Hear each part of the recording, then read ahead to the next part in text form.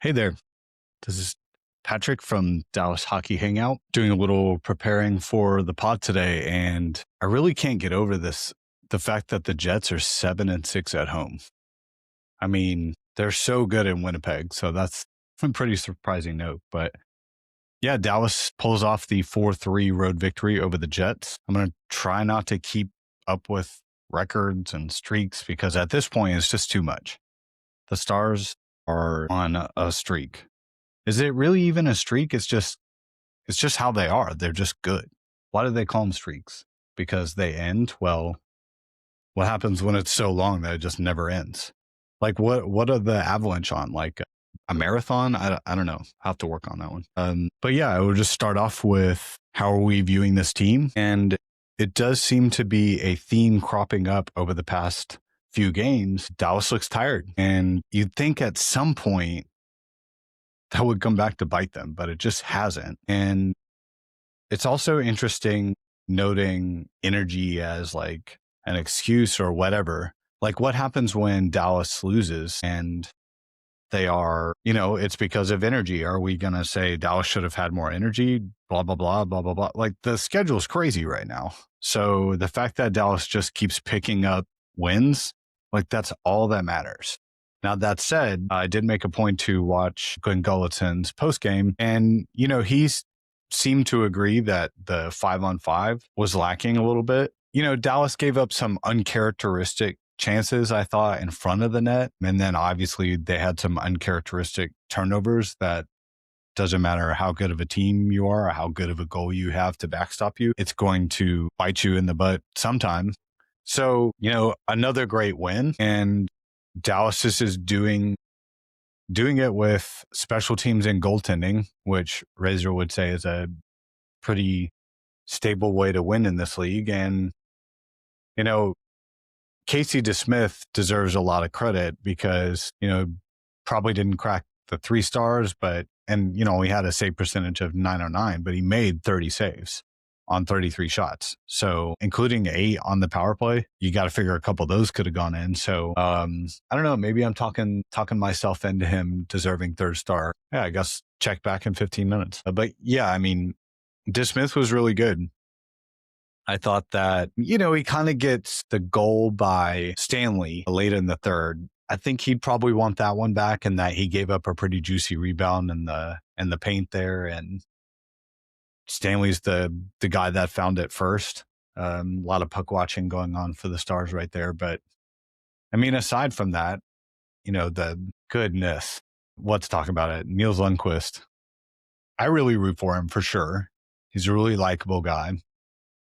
I have a good nickname that maybe I'll talk about some other game when he doesn't serve pizzas up the middle. But I mean, man, like we talked last game about how Dallas was able to play relatively risk-free against the Penguins and hold on for a win. I thought Razor and Josh Bogorod did a really good job asking Jason Robertson questions after the game, and they never take those questions off. I really thought they asked a lot of the questions I would want answered. And they straight up asked him about, hey, is this team tired right now? And he gave a really insightful answer about how it's much easier to find energy when you're winning. And it's much easier to find some energy when you got some new blood back on the team. So I'm sure the addition of Duchesne and Harley back into the lineup and Niels is, added some spark, but I think it's pretty clear that this team is down a pint energy wise. Now, where do they get that back? I'm not sure. Is it just like this mad dash to the Olympic break? Because maybe that's how they're thinking of it.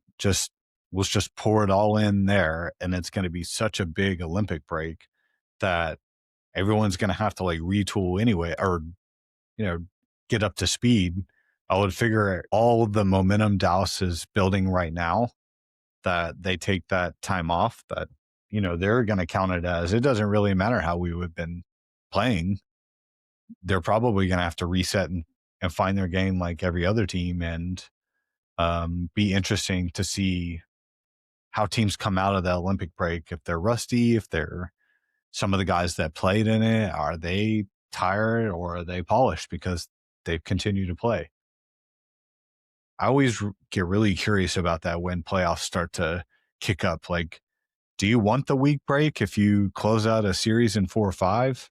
Or are you happy winning in 6 and getting a couple days off and still staying active? I'd love to get a real answer from a player like that, but I can't imagine anyone would go on the record saying how they prefer it. That might be a mental edge there to be had. But back to Niels' turnover, I felt like it was just unnecessarily risky there. Go up the boards, draw a defender in even, and put your back to him and play along the boards and then play it up the boards. But he's got all this time and he thinks he can fit one through and then gets picked off immediately. And Scheifele scores a good goal. And then Scheifele gets the goal off the broken stick of Miro. They whip it around and put it in fast. So, man, I'm just not sure I would put that on DeSmith. Would you like to think maybe he gets one of them? Sure, but Scheifele's like a professional goal scorer. He knows what he's doing, and Dallas kind of hung him out to dry there. Definitely on the first one, and then on the second one, man, Miro did such a good job to tie up there after he broke his stick that I thought the Stars would be able to get in and rescue that puck. Just never happened for him. But if you take those 2 goals out of it, I feel largely DeSmith played really well. So special teams, the power play's cooking, the penalty kill is cooking. They were 3 for 3 today. They were 4 for 4. Very impressive from the Stars. I mean, was going to try and hold this nugget for later, but I really can't get over this stat from Miro. This guy plays 30 minutes and 50 seconds, 23 shifts, gets an assist. Man, what a luxury. And here's the other thing. You got Essa playing 24, and we know the Stars trust him. So it might make you think well, why don't they play Essa, 26 and play Miro 28 type of thinking. But yeah, Dallas really, really leaned on its top 4 defensemen, which, is a nice transition to Alexander Petrovic because, this guy's, what could you ask for? He's playing 18 minutes. He gets a goal. He's +1. He's got a couple shots. He's not afraid to shoot. He's got a big body. He's really valuable to this team right now. Excuse me. Yeah, big goal from Petro there. It looked like it might be the game winner, and then obviously ends up being the Robertson goal that's the game winner. But, this scoring from the Dallas defense right now it's so impressive. That's his goal to start the game. Right away, you can see he finds himself open in the slot a lot. I think it's just kind of crazy that fifth defenseman or fifth player kind of coming into the zone. Why he kind of continues to go unmarked by teams. You think at some point they realize, okay, well, Essa can score and he knows how to pass, so maybe we should cover him. That said, the Petro goal, the Essa goal, the Miro goal from last night, it seems like Dallas is really making a point to shoot the puck with screens. Essa's goal was just so great, shooting it past a screen and, Eric Comrie just doesn't see it at all. And Petro's goal is also coming off the screen and Comrie doesn't see it. He was really swimming. Can't imagine. Well, I did want to note that man, I knew Hellebuck was out, but I think I had said in the previous that, maybe they might see him. That just shows how out of sight and out of mind it can really be because, if they don't have Hellebuck, I just don't know how you could expect to win in this league playing your backup, more than you need to. I genuinely think if Dallas had to play DeSmith 60 games, they're not going to have as much success. DeSmith plays well with the amount of minutes and games he gets. And I think, he really, plays his role really well. But I don't think it's ever, ideal to have to go to your backup and, you're looking at them carrying a significant load of games, and then you're dipping into your, AHL goalies, and it affects that. And so, yeah, I'd feel bad for Winnipeg if they didn't just have an amazing season last year. And I'm sure at some point they'll get healthy this year and make a run and be just as formidable. But I mean, that said, no Ehlers. It was pretty much a Kyle Connor and Scheifele show. I mean, you've got Morrissey, but and definitely will give Velarde his due. I think he's a pretty good player. He played 20 minutes tonight, which is a fair amount. So Alfalo is a pretty good player too. But I mean, it seems like Winnipeg really lacks that oomph after Connor and Scheifele. So be interesting to track how they progress this year. So yeah, we'll go ahead and move on to just loose recap here. Dallas gets the 1-0 lead after the first, but largely they were outplayed. They didn't have the puck a ton. Shots were around 12-6. Those get like subtracted after the game, and I get frustrated because you start saying, oh, well, especially like going to games and tracking it, 10 shots, and then they start the second and all of a sudden it's 10-9 and someone has lost a shot. I'm going to try avoid sticking to shot counts because I'm sure, they're not 100% accurate. But, the second, you get that, oh man, what an amazing goal. I mean, this was definitely one of the prettiest goals of the season. They're really, whipping it around on the power play right now. It's just really incredible. But this one was really just beautiful, beautiful backhand setup from Wyatt to Mikko, and then Mikko's backhand to Rope. I mean, I might have gasped out loud. Like, good things happen when Mikko Rantanen is on his backhand.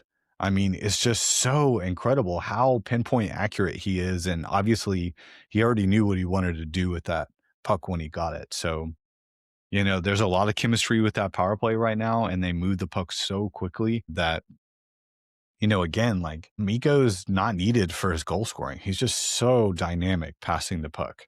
And I mean, how lucky they are to have Mikko Rantanen right now. But it did get hairy in the second, and Dallas goes up 3-0 after the Petro goal off the screen and feeling really good about it. And then all of a sudden, just the bad play from Niels, and then you get another Scheifele goal, and then all of a sudden it's like, oh, it's 3-2.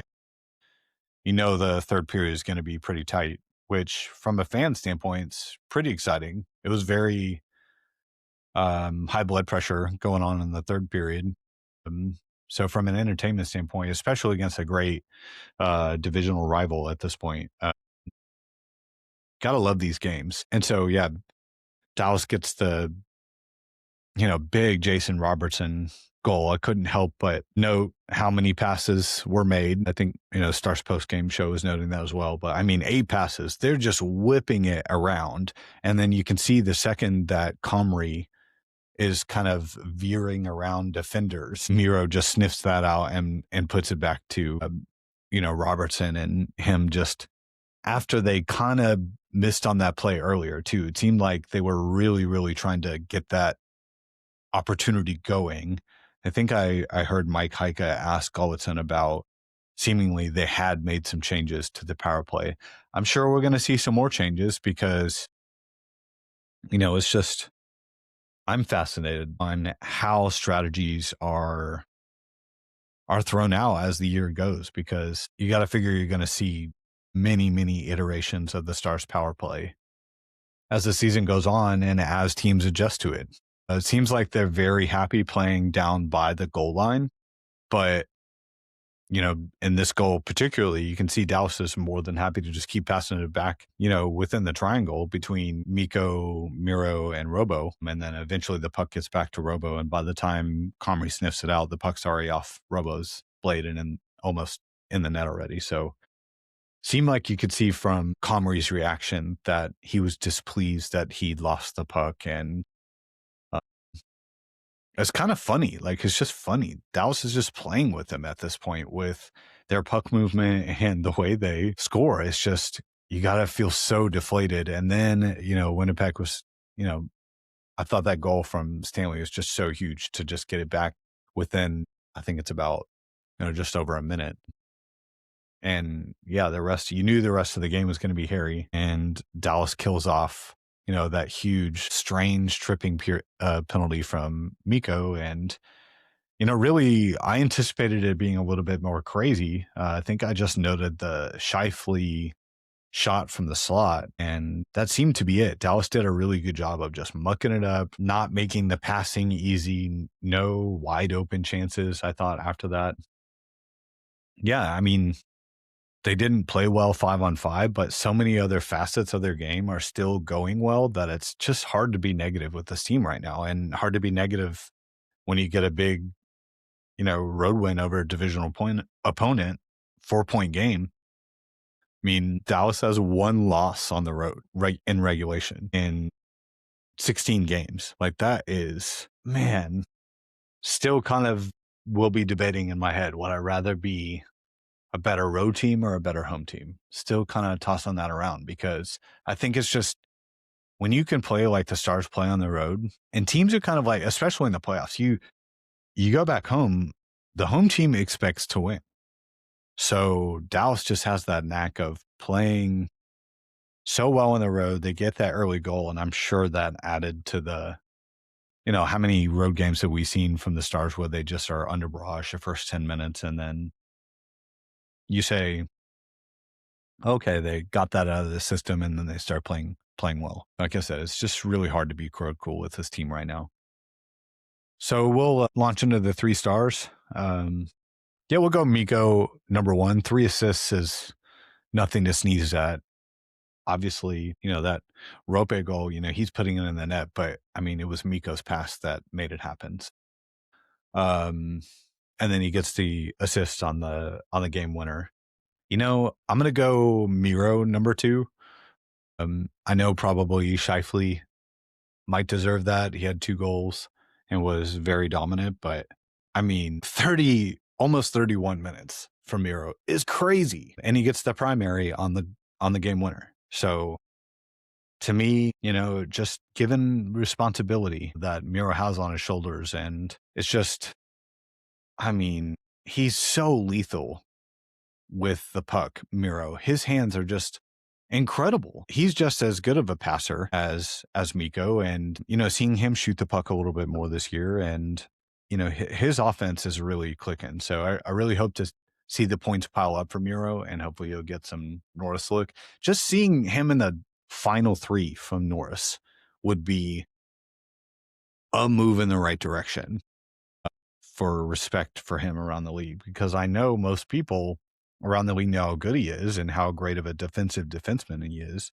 But then now that he's really clicking offensively this year, curious to see, how the reception is for him at the end of the year. So, and then third star, we'll go Scheifele. Just wanted to pitch a hypothetical to the 10 people listening, soon to be 11 people. I'm really fascinated on why Winnipeg didn't pull their goalie with the power play with just under 3 to play. So they've got 2 minutes and then another, we'll call it minute after that, where Dallas is at risk of icing it.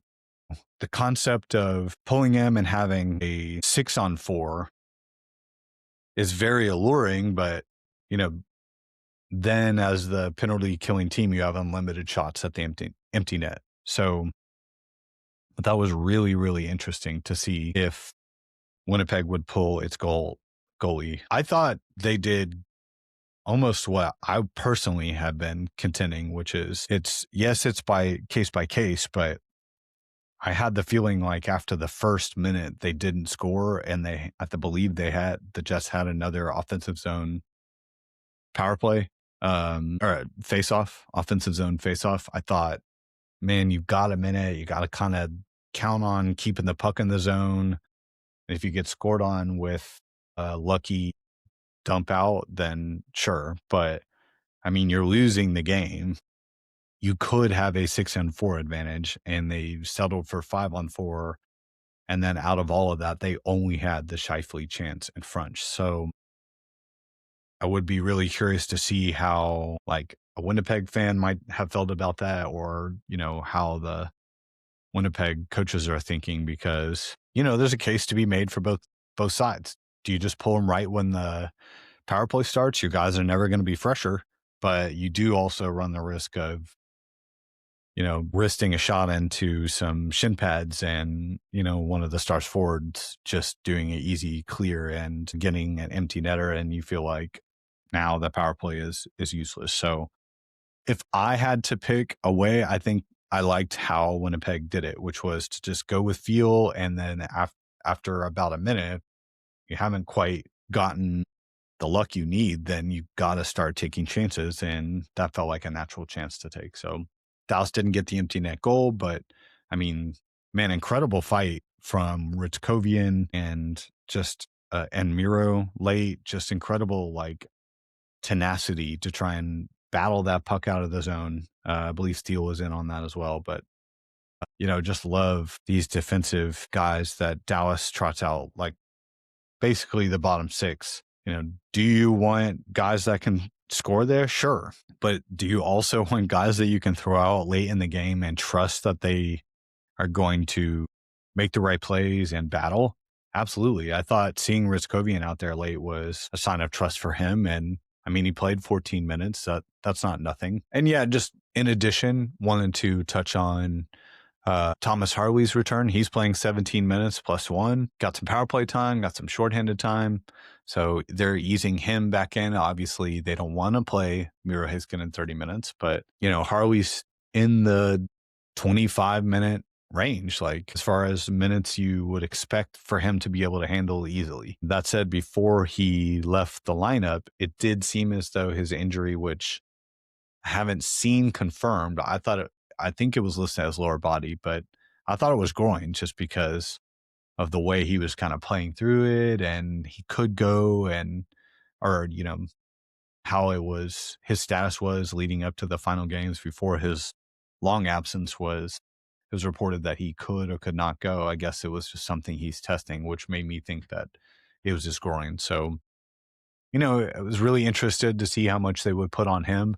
And then, same with Duchesne. He only got 13 minutes. They're clearly easing him back into the lineup. And I don't think that they want to play a guy of his skill with some of the more grunt players or defensive-minded players. And so I'd expect to see him, used in various positions this year.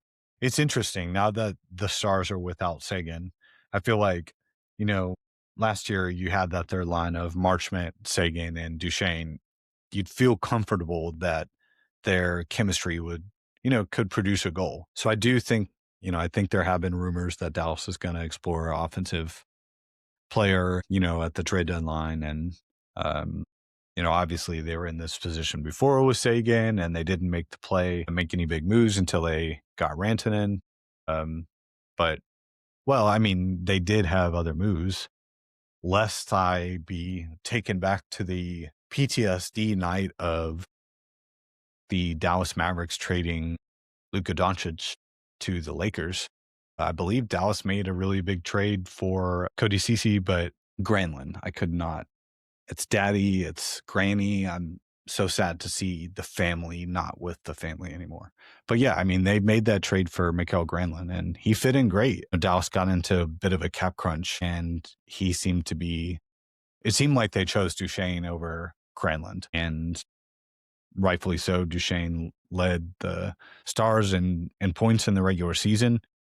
Obviously has some chemistry. I also just love what he brings to the team from a defensive standpoint. And obviously he's got some of the best hands on the team. So, 13 minutes, I can't wait to see him back to his full form because, man, he is just such a special player. And, I know he talked about how difficult it was for him to get back from the concussion, and obviously he's still getting up to speed. So wish him nothing but the best on his recovery. And obviously I hope he continues to get some big minutes. So close it out with the Stars Wild preview. I heard the phrase that's going around, Dallas is likely going to see Jesper Wallstedt, and the Wall from St. Paul or something like that is a pretty awesome nickname. Pretty interesting to look at their stats. Gustafsson played on Monday against the Kraken. and played really well. I mean, stopped 23 or 4. They've got a couple days off. So while I haven't seen officially who's supposed to be playing in net for Minnesota, it is interesting to see the stats because Wallstead is 8-1-2 on the season with a sub 2 goals against and a 936 save percentage, whereas Gustafson is 8-3, 908 save percentage, 267 goals against. It's super interesting because I think Minnesota has to be thinking they could be seeing Dallas in the first round. I think if the playoffs were to start today, that would be the case, that they would match up in the first round, which is a shame. But, certainly they have to be evaluating, hey, is Gustafson going to be the guy against the Stars in the playoffs? That's what I'm thinking if I'm playing the Stars. These divisional games are obviously really important, but I think that's also why the Stars are playing Jake in this game against Minnesota. Obviously, he's from Minnesota. He's got family, but this game was the game against Minnesota is more important than the game against Winnipeg, if only for, it's very likely Dallas might match up with Minnesota in the playoffs, and Minnesota is just really on a pretty good heater right now. They're coming off a 4-1 win over the Kraken on Monday, but they did drop, some games previous to that, I believe to Calgary and Vancouver. So, I mean, not the best, set of losses there, but they're on the road and now they start a 4-game homestand. It'd be interesting because I believe the concept is if you're coming off a road trip, your first game at home is the trap game. But I just don't know how you could see, division rival, Big Daddy Stars coming in as a trap game.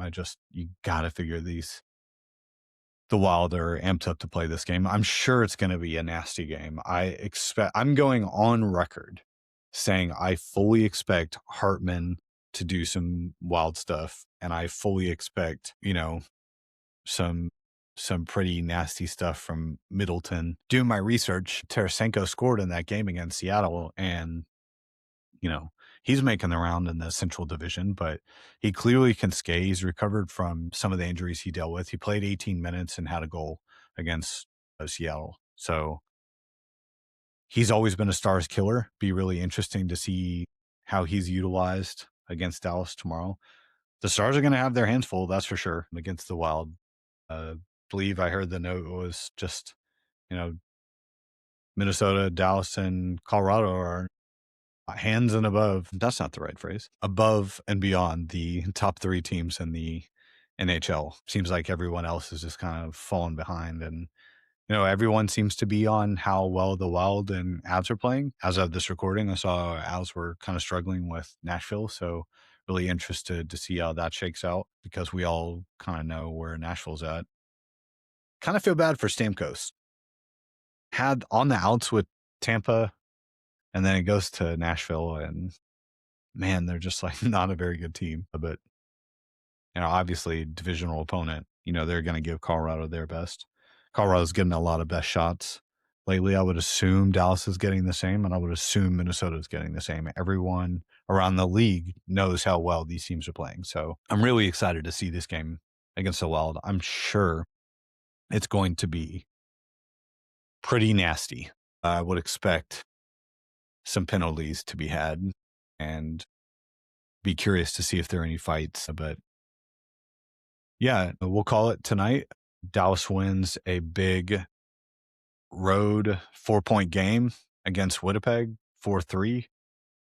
Continues its road dominance, continues the power play dominance, continues their penalty kill, prowess, and, they continue to get amazing goaltending. So if they could just get their 5v5 going and maybe a little bit, more juice in the legs, which I would expect them to have against Minnesota, then, Dallas is going to, you would look at Dallas as, doing everything well right now. And even with their 5-on-5 play dropping a little bit, I mean, they're just so good in all these other areas. And, like I might have mentioned, Goaltending knows the team is tired. It's really incredible.